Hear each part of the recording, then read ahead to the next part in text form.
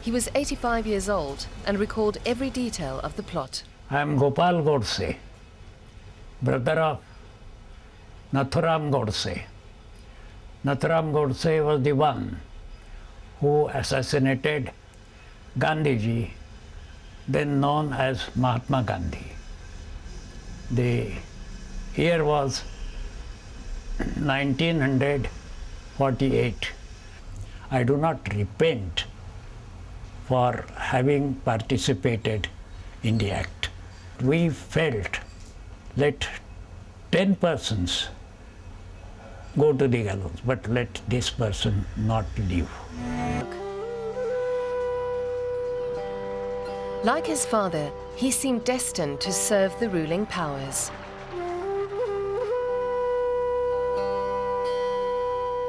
His family belonged to the Baniya caste, hard-working merchants from western Gujarat state. Gandhi's marriage at the age of 13 was arranged.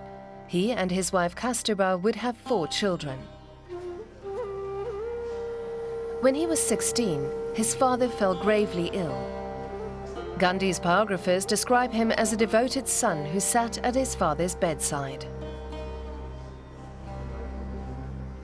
Gandhi felt that he had a duty to nurse his father at the time he was dying, and hopefully he wanted to actually be with him at the hour of his death. But on that particular day when his father became critically ill, he felt more attracted to his wife, and he was actually in the act of making love to her at the moment when his father died. And it's a lot of historians who've looked at Gandhi's life feel that this was really something that coloured his whole attitude to his sexuality and led eventually to his deciding to renounce all sexual relationship with his wife. After passing his bar exams in London, Gandhi returned to India to practice law, but soon went on to take up a short-term position in South Africa. He ended up staying for 20 years. Initially, in his early years, Gandhi in South Africa had lived the life of a rich lawyer. He'd had quite an affluent lifestyle. He hadn't really changed, become this very ascetic person, dressing in hand-spun clothes and so on. He was wearing Western-style suits. He was living well. But then, on a train journey to Pretoria, a white passenger objected to Gandhi's presence in a first-class carriage. And though he had a first-class ticket, he was thrown off the train. He resolved to stay and fight for Indian equality in South Africa.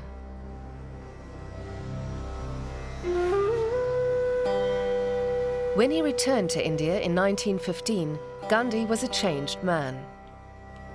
The barrister had become a political activist. Trading his English suit and tie for a dhoti, the traditional dress of the Indian poor, he set out to familiarize himself with the social problems in his homeland, traveling by train across the country, always in third class. The movement for Indian independence was gaining momentum.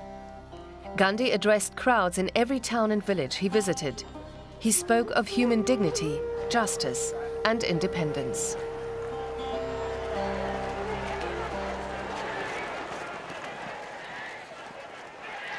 Across the country, nationalists organized bonfire protests to burn textiles imported from England. Gandhi launched his charkha, or spinning wheel movement. He declared it the patriotic duty of every Indian to spin 200 yards of cotton thread a day and to boycott textiles produced in the mills of Manchester and Liverpool.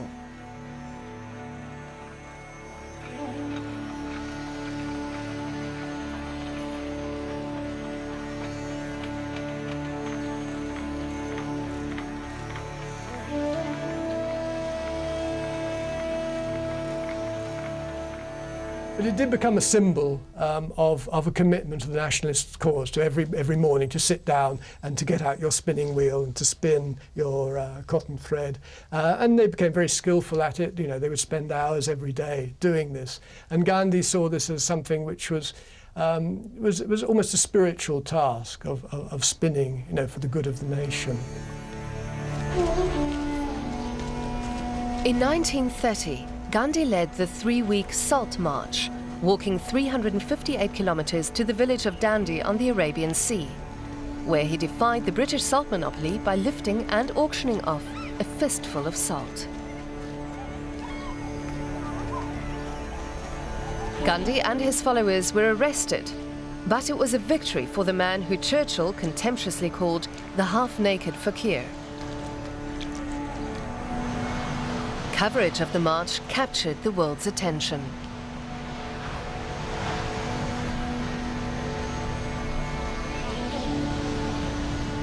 Gandhi had an innate sense of symbolism and mass communication.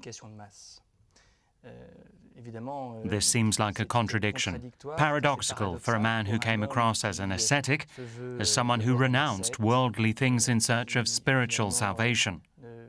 But he was a great politician and a great communicator. Mais c'est un grand homme politique, c'est un grand communicant. Gandhi's weapons were civil disobedience and non-violent resistance. The British countered with truncheons. Colonial repression was often brutal. Prisons were full.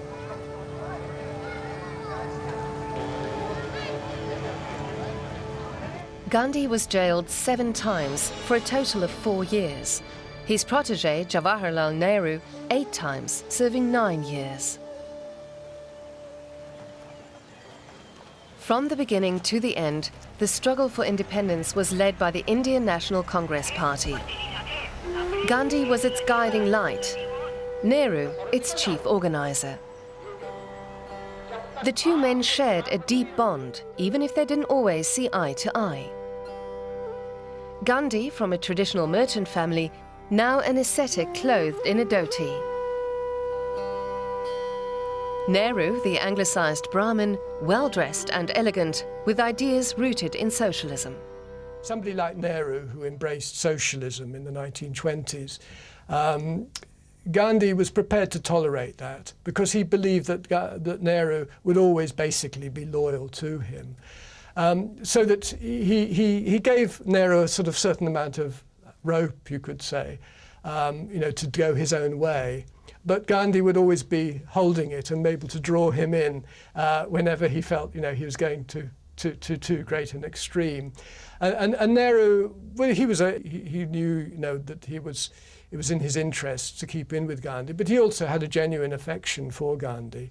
Nehru's own father had died in 1931, and in many respects you can see Gandhi as sort of as taking over that position of the father figure for Nehru. And so that they do have a very close relationship despite their differences. The two men were very different, not least in their views on religion. Nehru was a self-professed atheist, something rare in a country where refusing to express religious belief is a taboo. Gandhi was deeply religious. He began each meeting with prayers. Life in India is permeated by the values of Hinduism, which assigns a person's caste on the basis of birth.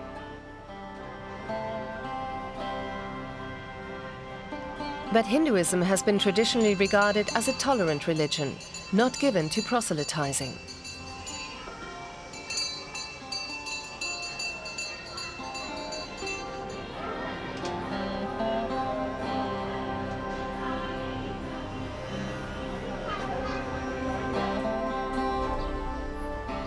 Islam had expanded under the reign of the Mughal emperors in northern India to become the country's second largest religion.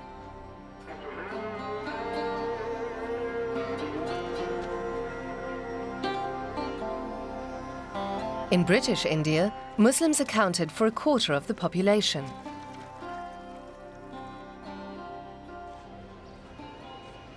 After the country's partition in 1947, that number dropped to 12%.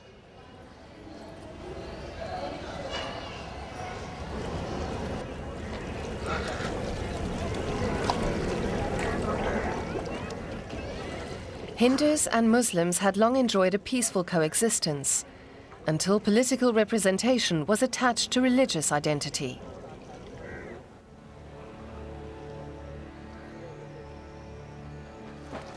The Muslim League emerged as a political force in the 1930s with the aim of protecting the interests of Indian Muslims. But a new goal emerged, the creation, after Britain's withdrawal from India, of a Muslim nation, Pakistan, or Land of the Pure. The party was led by Muhammad Ali Jinnah, who'd known Gandhi for years. Both Gandhi and Jinnah came from Gujarat. They were Gujarati-speaking people. They were both lawyers who'd been educated in London, had received their legal training there. So in a way, they had a lot in common. But unfortunately, they came into very sharp conflict quite early on after Gandhi returned to India. In 1944, Gandhi went to meet Jinnah at his private residence in Bombay. Over the course of almost 3 weeks, Gandhi tirelessly tried to dissuade Jinnah from his plan for a Muslim Pakistan. He assured him that Muslims would have an honourable place in a secular and democratic India. He even offered him the post of Prime Minister in independent India's first government.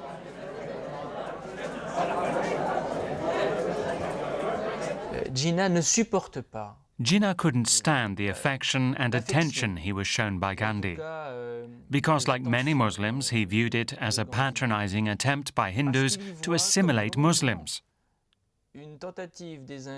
Gandhi saw himself as a universalist. He didn't want to be seen as Hindu, but as Indian.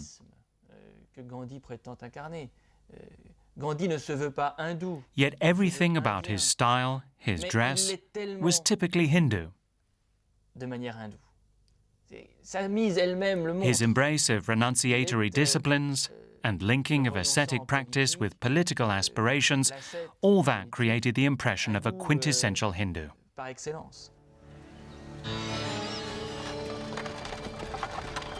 Shimla, the summer capital of British India.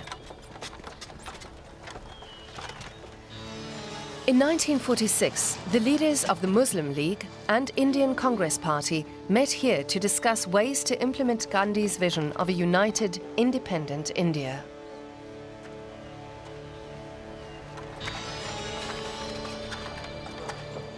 Nehru's knack for diplomacy failed in the face of Jinnah's intransigence. After 3 weeks, the talks broke down. Jinnah's campaign centered on a single topic. Congress was a Hindu party with a Hindu leader. If Hindus won the first elections after independence, Muslims would face assimilation and oppression. To survive, they needed their own state, Pakistan. So in 1946, he decides to take the matter to the streets. Jinnah had been a strictly constitutional politician before then. He'd been loyal to the British. He hadn't ever been involved in civil disobedience campaigns. He'd never adopted the sort of tactics that Gandhi had adopted. But in 1946, in August 1946, he decides to take the issue to the street. He's going to show the power of Muslims in India, and he has the Direct Action Day. Jinnah's call for a Direct Action Day on August 16, 1946, in support of the demand for Pakistan, sparked an eruption of harrowing violence in Calcutta. 5,000 people were massacred and 20,000 wounded. Most of the victims were Hindu. That led to retaliatory attacks by Hindus against Muslims elsewhere. Reprisal killings spread across northern India. Entire families were slaughtered.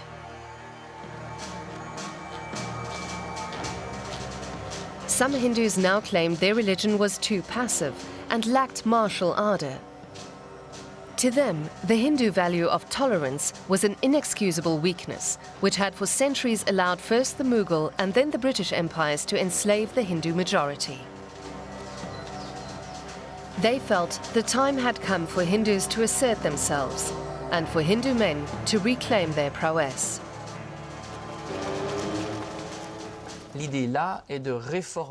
wanted to reform Hinduism and boost Hindus' moral and physical strength. In every town and village where the movement had a local chapter, activists convened mornings and evenings for ideological training and physical drills to prepare to fight Muslims who were once again the enemy.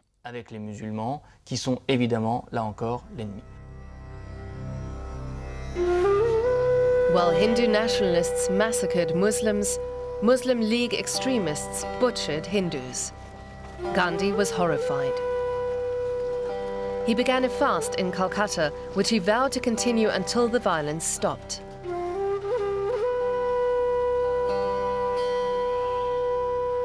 He refused to relinquish his vision of an India where the two communities could live in friendship and peace. And Gandhi was watching all this. He was doing his best. He went to East Bengal. He walked around the villages where the Muslims had massacred the Hindu landlords. And he talked to the Muslims. He really put his life on the line. He went without any protection, just a few of his followers walking on foot.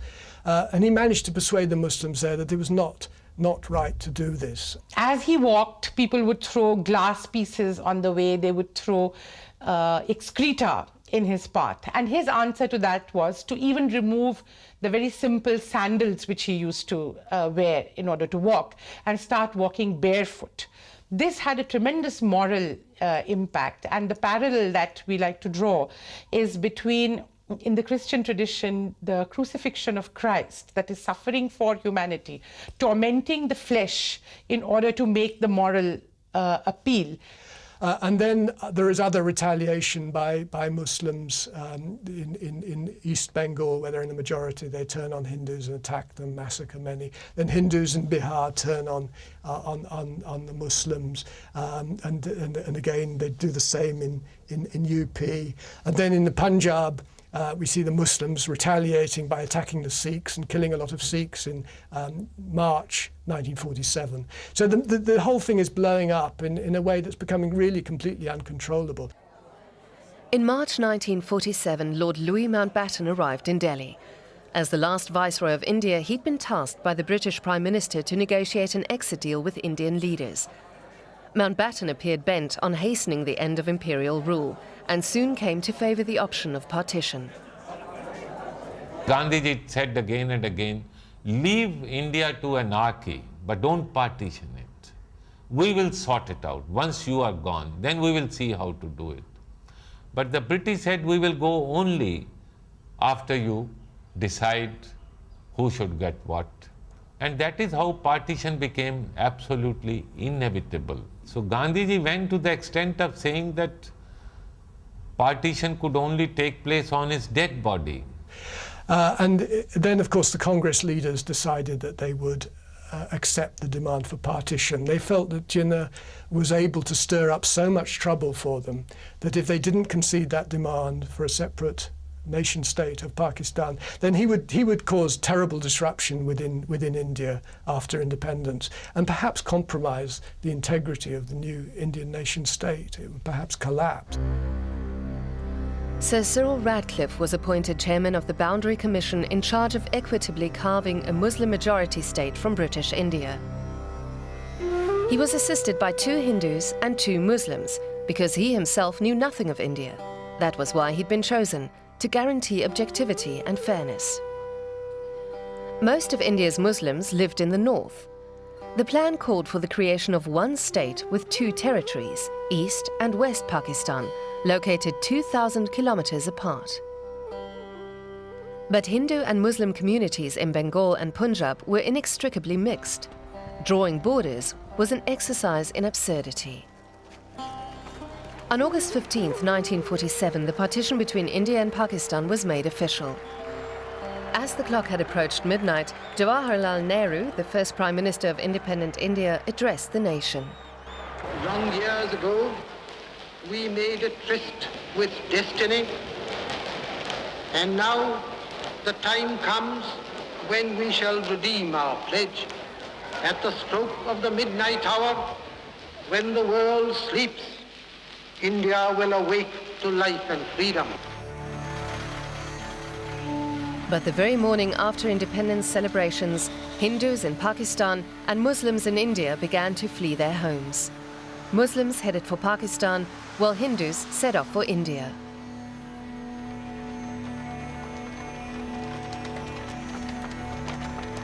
Enormous convoys of people moving in opposite directions, the greatest mass migration in history. 10 million people were displaced. Many were attacked by robbers and armed militants along the way. 1 million people lost their lives. No one took responsibility for the tragedy. But Hindu nationalists accused Gandhi of allowing Muslims to steal part of the Hindu nation. We went to the Delhi headquarters of the right-wing Hindu Mahasabha organization. There we spoke to its then president, who maintained that his was the only group that sought to defend India's integrity. Akhil Bharat Hindu Mahasabha was the only organization in India which advocated with full courage and expressions that we shall never tolerate division of India. We want united India, one India.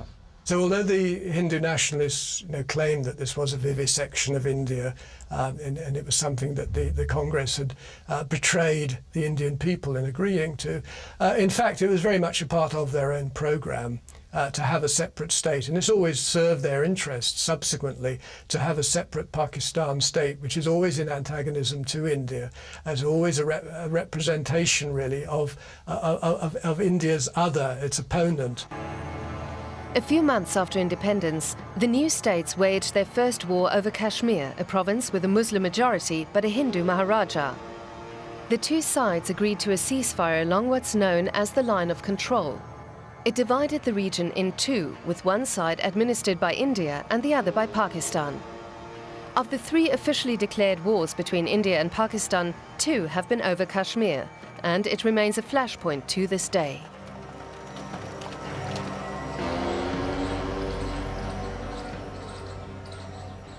On September the 9th, 1947, Gandhi moved into the Delhi home of his friend, the industrialist and Congress Party supporter Ghanshyam Das Birla. In January of the following year, Gandhi began another indefinite fast, saying he would only eat if he saw a plan to stop the continuing violence. Hindus who had fled persecution in Pakistan were dumbfounded by Gandhi's empathy for Muslims, which was inherent in the second, indirect goal of his fasting.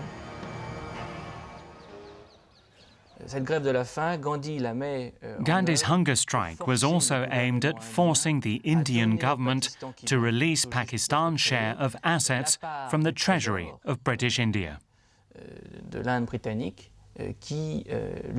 Gandhiji, that stood in favor of Pakistan and said that I shall go on hunger strike, I shall die, and the 55 crores should be given.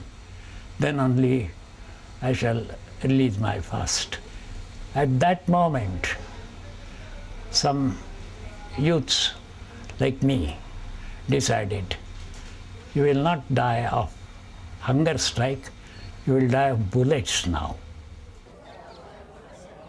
Hindu nationalists found it scandalous that Gandhi would fast to ensure India respected the financial clauses of the partition agreement and transfer 550 million rupees to a country that had launched armed cross-border raids on Kashmir. So on the 20th of January, there was an attempt. As far as I remember, 7 of the accused were present at the prayer meeting. They were Nathuram Godse, Narayan Apte, Vishnu Karkare, Madanlal Pahwa, and Gopal Godse, that is myself.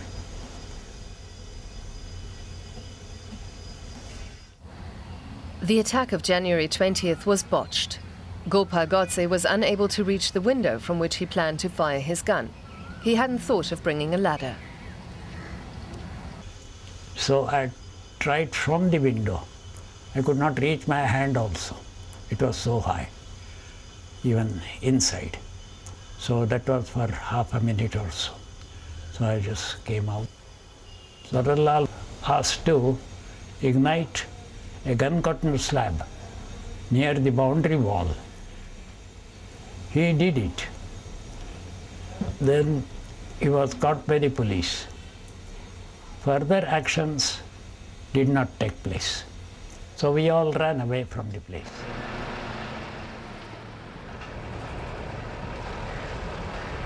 The group fled back to Pune to plan a renewed attack. Their accomplice, who'd set off the homemade bomb, was arrested. Under interrogation, he revealed the names of his co-conspirators. Even now, there is debate in India as to why police failed to apprehend the men for 10 days.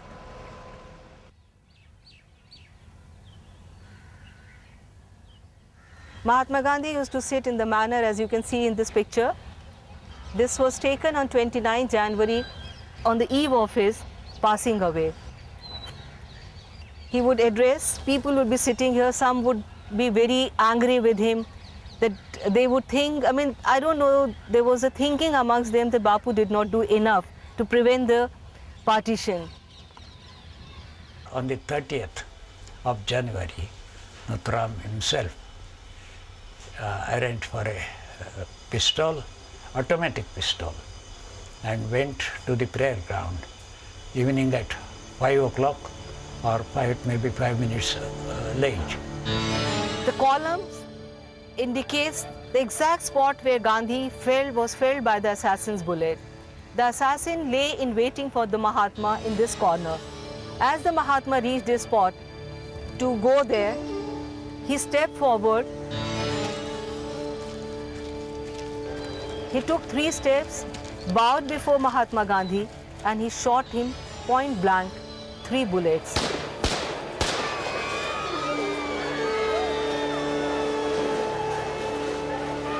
And if you see the photograph of Mahatma Gandhi with the bullets, it's almost, it looks like a garland.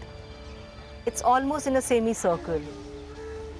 The assassin garlanded Mahatma Gandhi with bullets, and I think at that one moment, Mahatma Gandhi rose from the ashes, from the earth, and he became larger than life.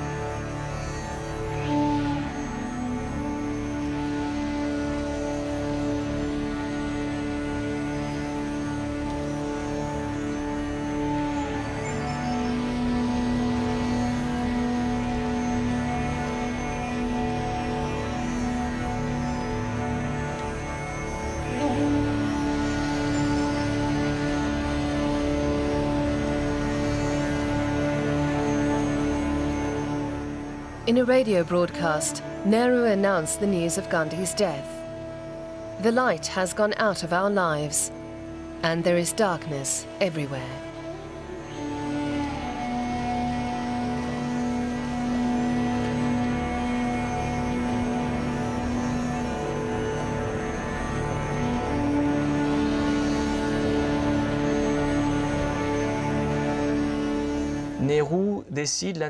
Nehru banned the movements he held responsible for Gandhi's assassination. The Hindu Mahasabha and the Hindu volunteer organization, the RSS. 20,000 RSS militants were jailed. Gandhi's supporters targeted the Brahmins of Maharashtra, the caste to which the assassin Godse belonged, and which was closely associated with the Hindu Mahasabha and the RSS.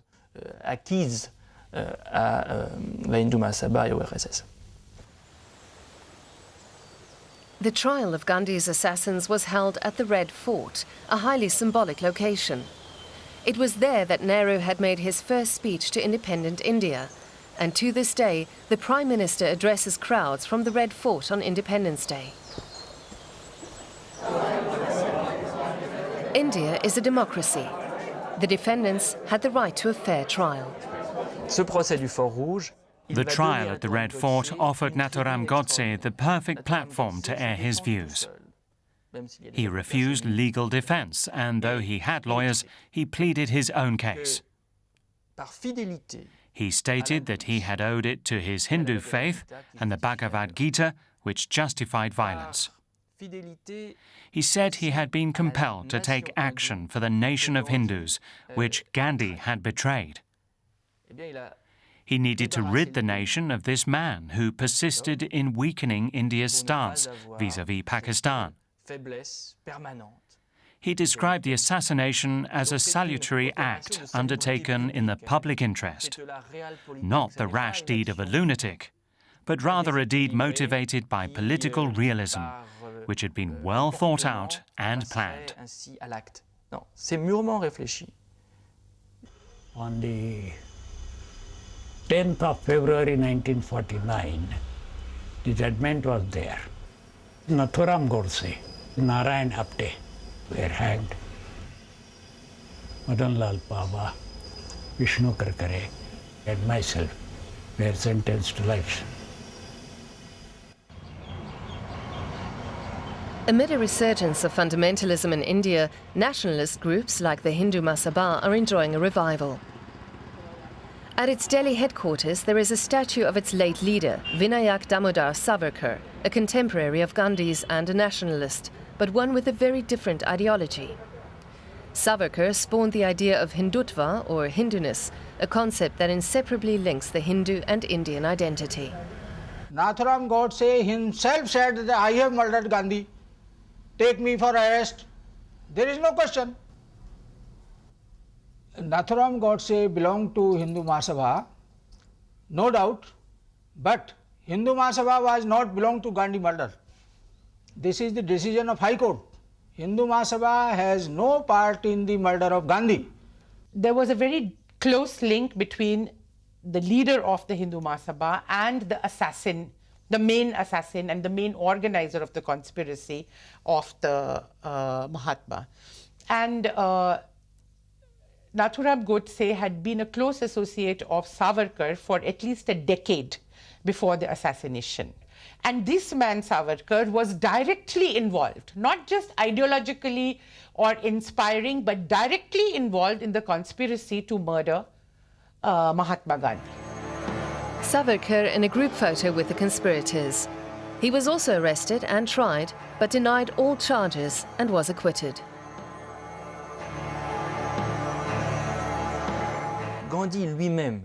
Gandhi himself said after the first assassination attempt, "Maybe the assailant is right.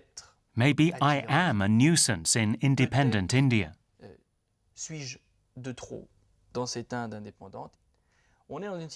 This is the classical Greek tragedy in its purest form, where victim and assassin have a secret understanding.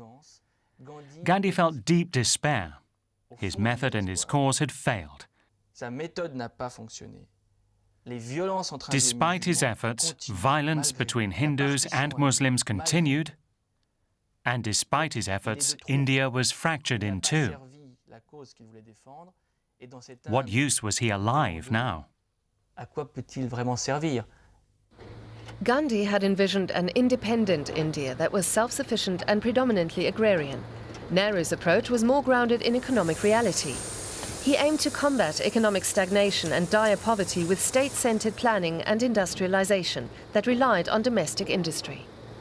After independence, Nehru went all out for modernization of India, economic modernization, in developing large-scale industries, in building large dams, which he described as the new temples to India, which would replace the older temples. It's difficult to know how Gandhi would have responded to this had he been alive after 1948. And it's likely that Gandhi and Nehru would have come into some conflict over this, because Nehru didn't really put very much into trying to maintain the Gandhian economic program. To this day, Gandhi disciples gather on Fridays to spin cotton at his cremation site. The same hand wheel, the same motions as back then, when cotton was spun to create the basis for economic independence.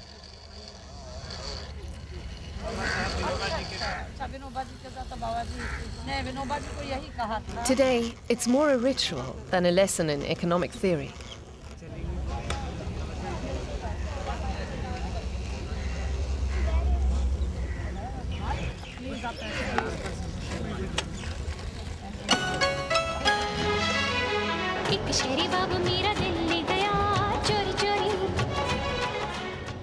Gandhi's principle of self-sufficiency did prevail until the early 1990s. Measures like high tariff walls and exchange rate management protected domestic industry from foreign competition.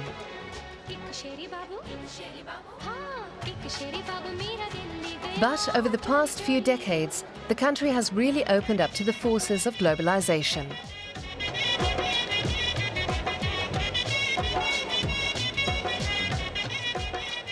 A growing middle class shops at new malls. Are these the temples of India today? If Gandhi returned to India today, he would be aghast to see how far the country, particularly the middle class, has succumbed to Western consumerism. He preached the importance of self-sufficiency for each village, the defense of the weak, and a form of asceticism according to such dictates as don't consume more than you need, respect nature. There was a clear environmental subtext to Gandhi's message.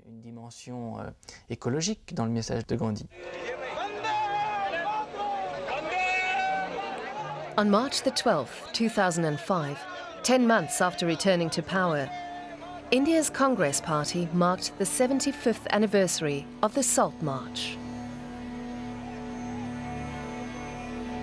Hundreds of people walked in the Mahatma's footsteps, following the same 358-kilometer route for 26 days. Marchers donned traditional white khadi clothing made of homespun cotton and the iconic Gandhi cap.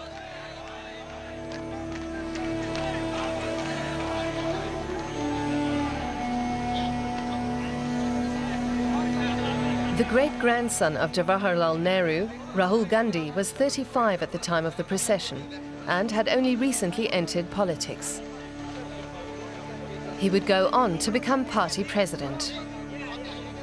He joined the marchers as they reached the coast in Gujarat, 75 years to the day that Mahatma Gandhi shook the British Empire to its core by harvesting a handful of salt. Whether on 35mm film or on digital video, the cameras captured the same scene.